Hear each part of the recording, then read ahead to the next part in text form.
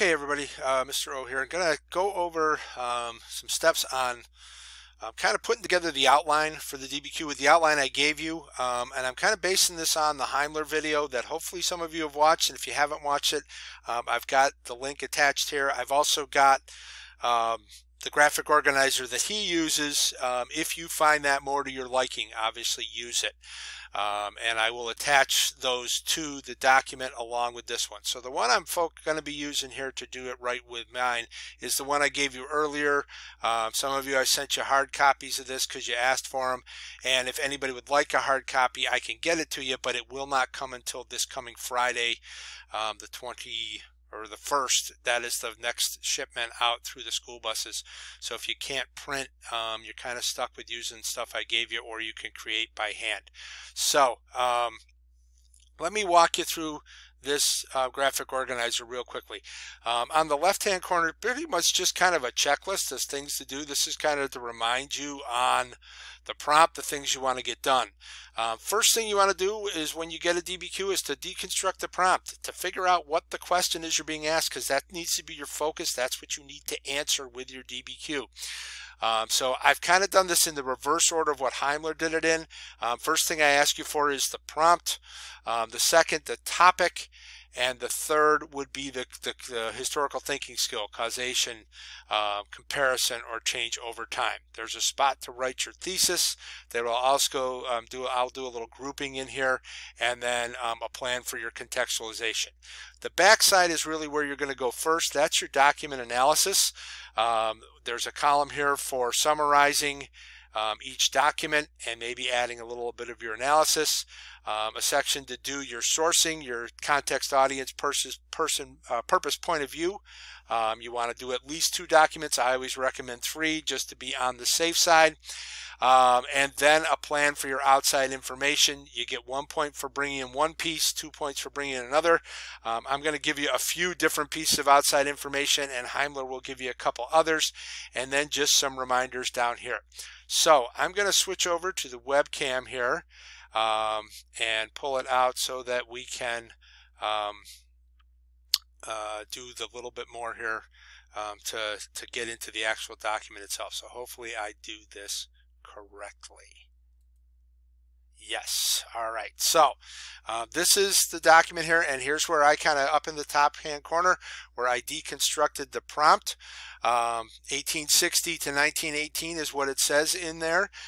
It says evaluate the extent of which railroads affected the process of empire building in Afro-Eurasia between 1860 and 1918.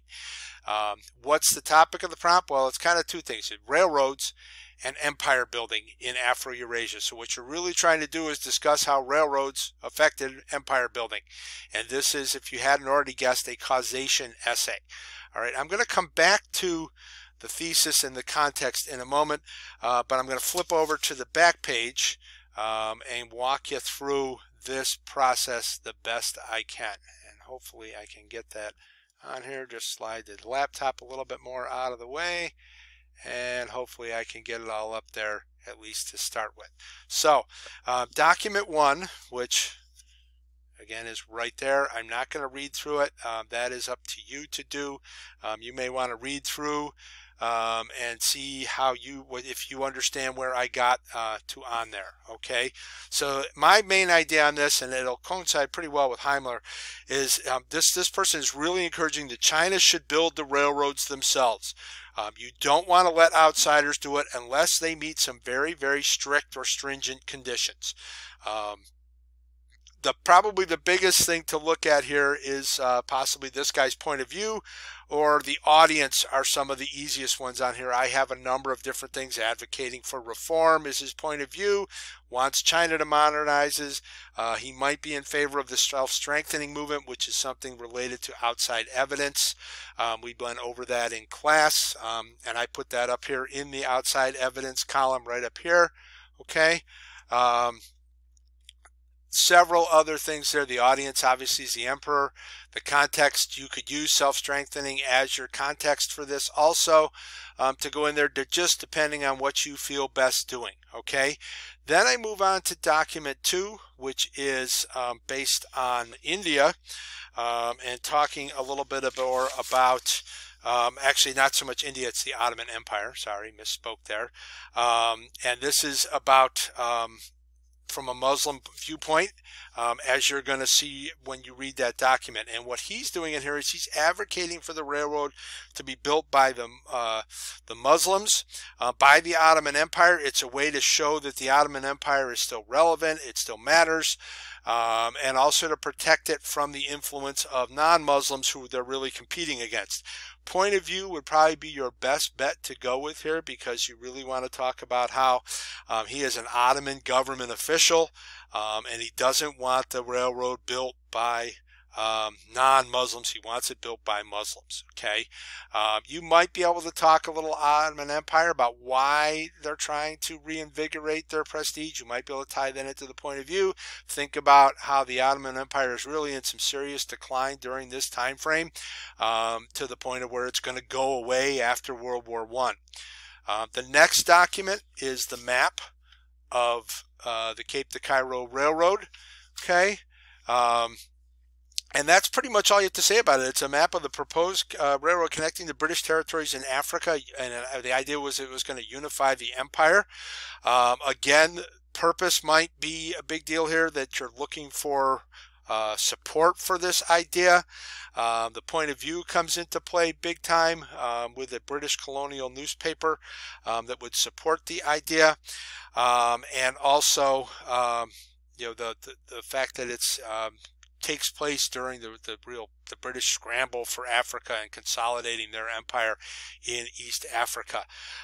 One of the things you could bring in here for outside evidence, and it really depends on how much you remember from this time frame, is the fact that the main advocate for this was Cecil Rhodes, and he is one of the founding fathers of the apartheid movement that we haven't really discussed a lot, other than through some, if you've done some of the chapter 22 homework, but we talked about it. We'll be talking about it in the review time when I get to those videos on that. So it's something about there with just kind of the white supremacy going on in Africa. Okay, I'm going to slide us up here a little bit to get to the last two documents. Document 4 is and 5 are our last two documents. So document 4 is a British editorial from a British politician talking about the Trans-Siberian Railroad and the effects it might have on British interest in Asia. So it's really discussing the dangers posed or the threat posed by the Russian building of the Trans-Siberian Empire. And it's probably also a little bit critical of British movements, and that would really get you into purpose of this document. It's really trying to rally support for British opposition to this railroad, but also trying to get the British to pay a little bit more attention to its interest in East Asia because of this Russian threat. Really getting into the purpose here. And then finally, the last document has to do with the use of railroads in India. Okay, and this is written by a British Army officer. Okay, and it looks at it from very much the point of view of a British imperial soldier. Okay, so point of view is going to be pretty important on this one, because he's really describing the potential for the railroads to unify the people of India and make them, in his mind, loyal to Great Britain because of this, the modernization and all that. So you have to remember that his point of view is he's a soldier, he's probably pro-empire, probably has served in India, and he really wants to maintain the British control there. Some of your outside evidence to go along with that one is that this is set in 1913, and this is really when the British, the Indian nationalist movements really begin to start taking off. Gandhi will return from South Africa in 1915 and really become the spearhead for this national movement. So that's some outside information that you could bring in, and a lot of this outside information is going to help you to weave in complexity, as Heimler will talk about in the video. Okay, so I'm going to flip over here to and focus first on the thesis statement, okay, and how you want to group the documents. And if you'll see here, I've got them grouped together, documents 1 and 2, because those really discuss existing empires in Asia, the Ottomans and the Chinese, trying to decrease the dependence on the West or decrease the influence of the West. The others are more about how consolidating power in the empires, the use of the railroad to consolidate power. So Heimler comes up with a really good thesis in his video. I tried to come up with just a slightly different take on it, of my version of it. So here's what I had to say. And using the formula that he talks about in his video of although X, Y and Z are important there, and if you want to look at that, look at his the outline or watch his video with that idea of how to create that thesis statement. Although railroads eventually helped lead to the rise of nationalist movements, this comes later. Okay, between 1860 and 19, empires saw them as a way to decrease their reliance on the West, as well as allowing them to unify their territories and build their empires. Okay, some of the key language you get in there is, first of all, you're using an although at the beginning to kind of show a counter argument. Again, that will help you towards complexity in there, but you also want to make sure you're using some of the language of the prompt, and the big thing is the use of railroads to build empires. So you want to make sure that you're talking about railroads in there, and that you're talking about the use of them to build empires. And then finally, I'm going to get into contextualization. Okay, and again, I have some ideas on the side there to help you out there.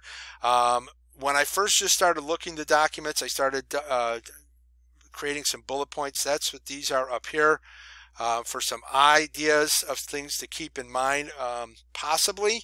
But as I listened to the Heimler video and then went on to think about it, you probably want to focus on those ideas of why imperialism in the first place and why they built these empires, and then how railroads maybe got involved there. So they're going to take you back to really the root cause of the imperial period was the Industrial Revolution.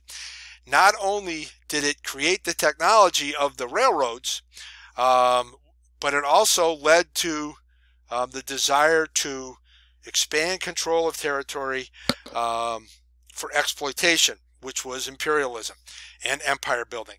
And railroads really helped create the ability to do this. So you're going to probably want to tie together these arguments, and I kind of listed it there as a brainstorming thing. You're going to want to write it in a little better format than I did there on there. So that is my version of the Heimler video. I'd like you to go through it.